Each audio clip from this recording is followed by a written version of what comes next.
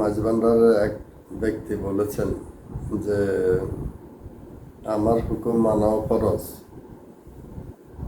আমার হুকুম ছাড়া মক্কা মদিনায়ও যাবে না। এই কথাটি ভিত্তি আছে কিনা? আমি তার উত্তরে বলছি, আল্লাহ সুবহানাহু ওয়া তাআলার হুকুম মানা ফরজ,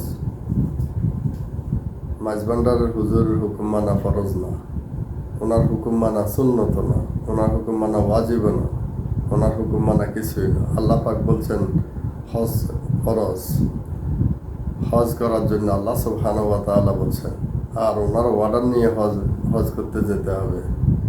এটা ইসলাম অনুমোদন দেয় না। কোরআন বলছে যে ওয়ালিল্লাহি আলান নাসি হিজ্জুল বাইতি মান ইসতাতা ইলাইহি সাবিলা। তোমাদের যাদের হজ করার সামর্থ্য হয়েছে, এক কথায় তারা আল্লাহ সুবহানাহু ওয়া তাআলার সন্তুষ্টির জন্য হজ করবে।